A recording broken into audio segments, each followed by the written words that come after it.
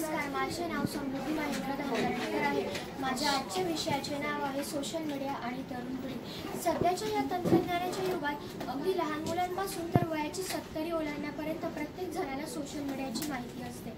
तसेच या स्पर्धेच्या युगात प्रत्येकाला सोशल मीडियावर अपडेट राहावंच लागतं, परंतु त्याच्या आहारी जाणे हेही अत्यंत चुकीचे आहे। सोशल मीडियाचा वापर आपण जास्त प्रमाणात करतो, परंतु हे देखील चुकीचे आहे। आजकालची तरुण पिढीकडे पाहिले की प्रत्येकाजवळ मोबाईल आणि सोशल मीडिया।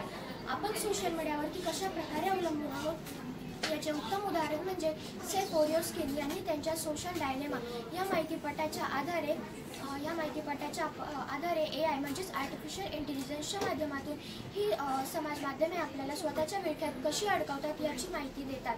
म्हणजे जी गोष्ट आपण गुगलवरती सर्च करतो अगदी तीच गोष्ट आपल्याला इतर समाज माध्यमे आपल्याला स्वतःच्या विळख्यात अडकवतात। म्हणजेच की जे आपण गुगलवरती सर्च करतो अगदी तीच गोष्ट आपल्याला जाहिरातीच्या स्वरूपात इतर समाज माध्यमे दाखवतात।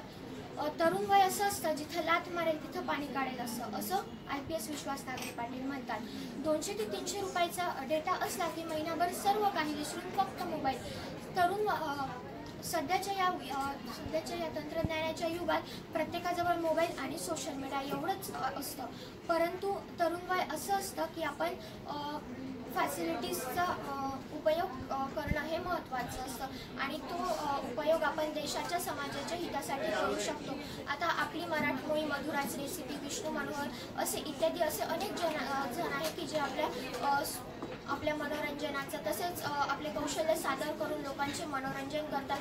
व मधुराज रेसिपीने तिच्या स्वतःच्या इंस्टाग्राम लाईव्हवरती हे देखील सांगितले की ती एक शेफ आहे, रेसिपी बनवणं हे तिची हॉबी देखील आहे आणि प्रोफेशन आहे व ती त्याच्यातून 3 ते 4 लाख रुपये महिन्याला कमवते। ह्याच्यातूनच बघा की आपण सोशल मीडियावरती बाकीचे रील्स वगैरे बघण्यापेक्षा आपण त्याचा वापर चांगल्या पद्धतीने केला तर आपण सुद्धा तिच्यासारखं काही होऊ शकतो, पण आपण इंटरनेटचा वापर चांगल्या पद्धतीने करायला पाहिजे।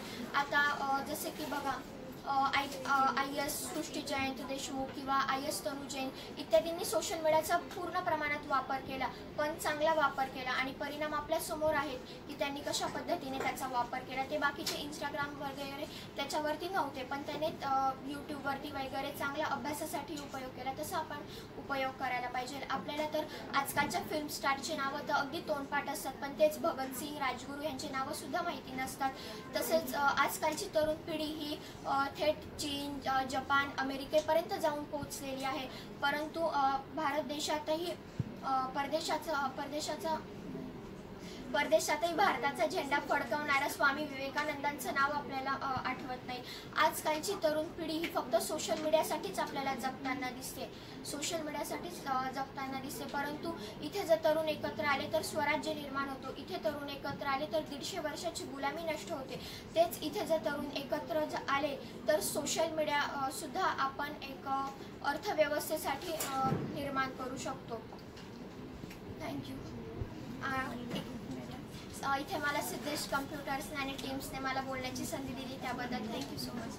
धन्यवाद।